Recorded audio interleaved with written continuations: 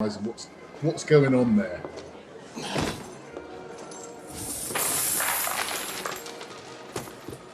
Your money, Mr. Kimber. Rescued from the Lay brothers and returned to you with a request for a fair hearing. Okay, right. So what happened there? Well, first of all, he made a pretty dramatic entrance. And we're not going to go in there with a bag of swag that we've used violence to get off our erstwhile competitor in the account. We're not going to do that, clearly. But metaphorically, we need to make a poke. That's what I call a sales poke in the eye.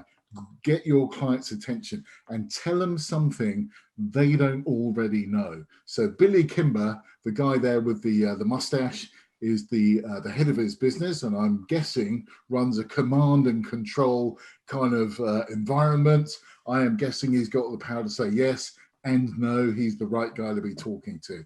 So now Tommy Shelby has done what I think is a wonderful compliment that anyone would do on a prospective client. He's not traded with Billy Kimber before that we're aware of, so he's a new logo.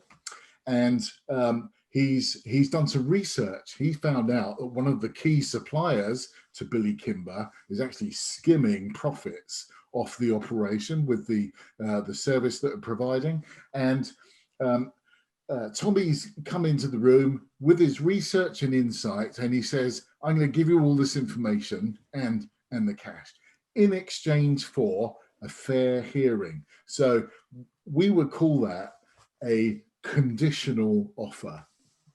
A conditional offer is, if I do this, will you give me this? Will you grant me an opportunity to have a conversation with you? So that's where we are. That's what happened. Okay, what happens next? Your own protection.